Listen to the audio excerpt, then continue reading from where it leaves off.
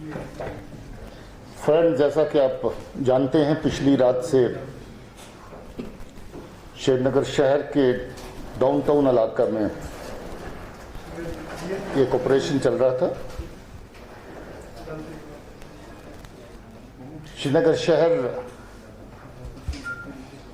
काफ़ी अरसे से, जहाँ तक एक्टिव मिलिटेंट एक्ट का है सवाल, उससे फ्री था, मगर ग्रेनेड्स वगैरह के इंसिडेंट श्रीनगर शहर में पिछले काफ़ी देर से चलते रहे।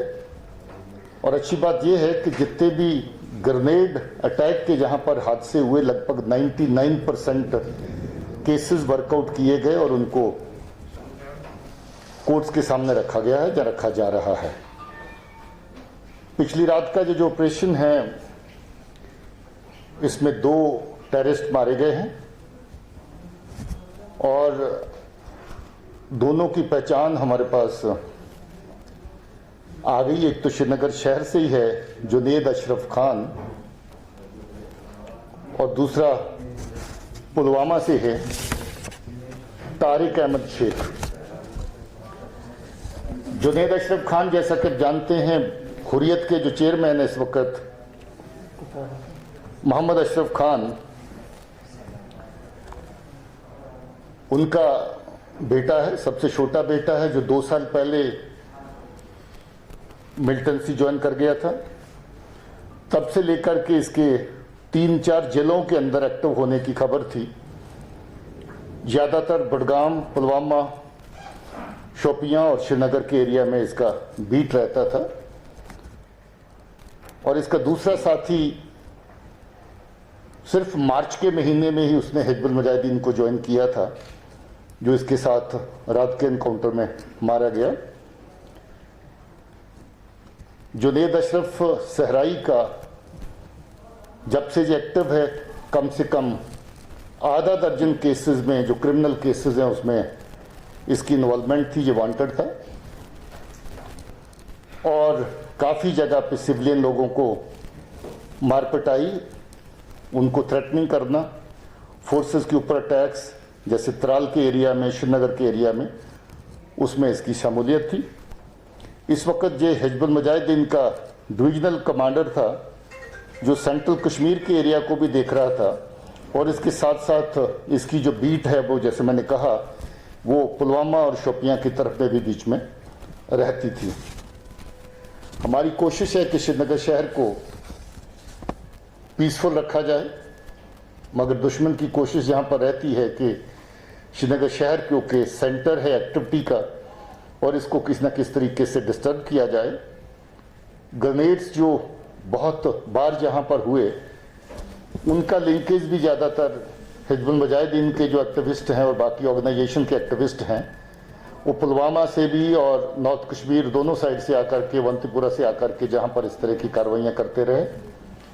और उन तमाम तर केसेस की तफ्तीश, जैसे मैंने कहा, कामयाबी से हुई, जिसका नतीजा ये हुआ कि जितने भी मॉड्यूल तैयार करते थे जे ग्रेनेड फेंकने के शहर के अंदर, वो तमाम तर मॉड्यूल जो है वो टाइम टू टाइम बस्ट होते रहे। और कम से कम 1 दर्जन लोग ऐसे हम लोगों ने उन केसेस के अंदर गिरफ्तार किए जो ग्रेनेड थ्रोइंग की एक्टिविटीज़ में शामिल थे। हम उम्मीद करते हैं कि जहां जो इन लोगों की तरफ से जो साजिशें बन रही थी श्रीनगर शहर में अटैक करने की, कहीं किसी न किसी जगह पर, और हम लोग काफ़ी अरसे से ट्रैक कर रहे थे, और कल हमें जो खास इतला मिली इनकी मौजूदगी डाउनटाउन में, उसके मुताबिक हमने जो ऑपरेशन लॉन्च किया था, और उसमें पुलिस को और हमारी जो फोर्सेज हैं, CRP साथ में थी, इनको इस ऑपरेशन में कामयाबी मिली।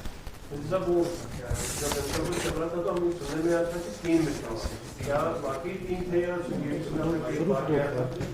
ये बाकी 2 ही थे? वो दोनों नहीं, 2 ही थे शुरू से। उसमें 3 का खदशा इसलिए हुआ था कि एक घर में से निकल के दूसरे घर में शामिल हो गया था, जो बाद में लड़का दूसरा जो मारा गया तारिक, तो उससे एक बार लगा था कि शायद 2 ना होकर के 3 हैं। एक घर की और इन्वॉल्वमेंट हुई जहां से फायर आया, मगर ये 2 ही थे और दोनों ही मारे गए हैं। इनके मारने के साथ हम ये समझे कि उम्मीदों पर मिलिटेंसी यहाँ अपनी थी, क्या एक्सपेक्टेशंस कुछ और भी? मतलब देखिए, मिलिटेंट का तो कोई फिक्स्ड एरिया नहीं है, वो तो एक जगह से दूसरी जगह कहीं भी जा सकता है। और भी लोग हैं जिनके बारे में इतला रहती है कभी कभी, जो सिटी के आउटस्कर्ट्स पे आगे पीछे आते हैं। एक दो ऑपरेशन हम पहले भी ऐसे कर चुके हैं उनकी तलाश में, और जहां सिटी पुलिस और बाकी फोर्सेस मिल करके इस ताक में हमेशा रहती हैं कि अगर कोई बाहर से आकर के जहां मिलिटेंट से रिलेटेड इंसिडेंट कोई करता है तो उनको यहाँ पर उससे प्रिवेंट किया जा सके। भैया ये पता लग पाया कि ये इनका मकसद क्या था स्कीम में आने का, और दूसरा कि जो फोर्सेस को कुछ नुकसान उठाना पड़ा है इस ऑपरेशन में? मकसद ये रहा कि एक तो ये बार बार पिछले जब भी जिस अरसे से आते थे तो अलग अलग जगह पे नौजवानों के साथ मीटिंग फिक्स करते थे, किसी और नौजवान लड़के को वर्गला करके मिलिटेंसी ज्वाइन करवाना, उस तरफ उसको प्रेरित करना, ज़्यादातर वो रहता था। दूसरा यही जो ग्रेनेड्स की कार्रवाइयाँ शहर में या बाकी कोई अटैक्स जो फोर्सेस के ऊपर होते हैं उस तरह की कार्रवाइयाँ प्लान करना, और OGW अपना नेटवर्क है उसको शहर के अंदर बढ़ाना, उसी तरह का मकसद इनका हमेशा रहा है और पहले भी इस तरह की रिपोर्ट्स भी आती रही हैं। दूसरा जो हमारे फोर्सेस की तरफ से इस ऑपरेशन में नुकसान हुआ, सुबह हमारे SOG के एक नौजवान साथी को लगी थी गोली की इंजरी थी उसकी, और दूसरे एक CRP के जवान को थी। दोनों को इवैक्यूएट किया गया था, दोनों इस वक्त आउट ऑफ डेंजर हैं। जब ऑपरेशन वाइंड अप कर रहे थे तो उस वक्त ग्रेनेड फेंका गया दूसरे मिलिटेंट द्वारा, उसमें 2 हमारे CRP के जवानों को स्प्लिंटर इंजरी है, वो भी खतरे से बाहर है।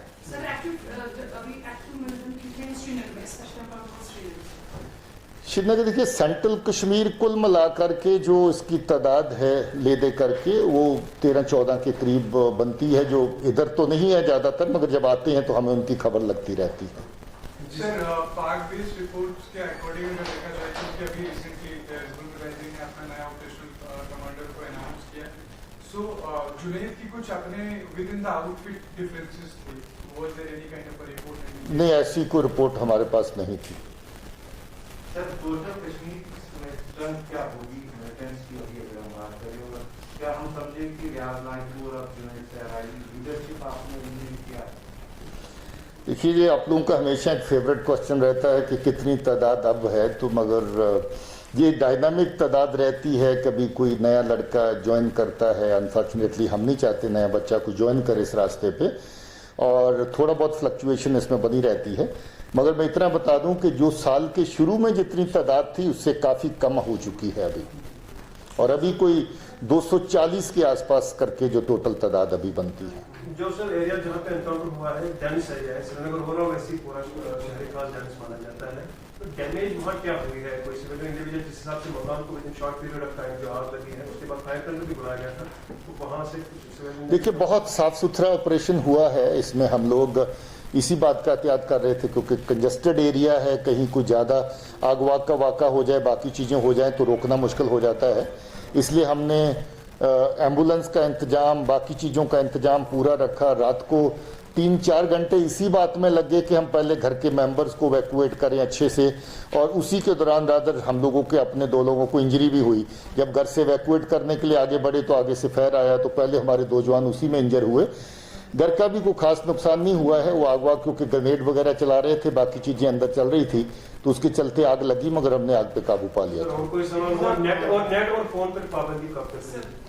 चलिए, इसके बारे में फिर कभी जवाब देंगे। और बताइए, अभी डोडा में एक रिसेंटली एक ऑपरेशन हुआ, और अभी क्या मतलब ऐसा लगता है कि वहाँ मतलब चिनाब वैली और बाकी जैसे रीजन में डोडा के नंबर जो है वो इंक्रीज हो रहा है? नहीं, वहाँ पर नंबर कम हुए हैं। पिछले साल 9 मिलिटेंट थे उस एरिया के अंदर, और इस साल अभी सिर्फ 3 हैं, तो वहाँ पर मिलिटेंसी कम हुई है, बड़ी नहीं है। So there has been, sir, this radio channel called Radio Free Kashmir, which has been launched recently. You have come across those reports. In the first broadcast, the broadcaster speaks of Gilani, Levi's and all. Is the police aware about the launch of this radio station where reports are that this is from Pakistan is airing the airplane and is also online? Is the police aware about this sort of thing, that propaganda that they're running, and what's the police doing? देखिए, large scale propaganda sponsored by Pakistan is going on both on social media platforms and a variety of other channels which they can resort to. Police is aware of all these kind of propagandist moves by Pakistan, and we keep a watch over such activities, and we keep on graduating our response as per the requirements. जी साहब, अभी इस वर्ष की अगर हम बात करें तो कितने मिलिटेंट्स आंकड़ा आप शेयर करना चाहेंगे हमारे साथ, कितने मार गिराए गए हैं, कितने अभी तक बहुत ज्यादा इस बार अभी तक जो टेररिस्ट मारे गए हैं इस साल के अंदर उनकी तादाद 73 हो चुकी है और जो टेररिस्ट और उनके एसोसिएट पकड़े गए हैं उनकी तादाद कोई 95 के करीब है। काफ़ी बड़ी तादाद में कार्रवाई जो है वो हुई है और इससे काफ़ी के एरियाज में टेररिस्ट जो वायलेंस है उसका ग्राफ भी कम हुआ है। Thank you very much.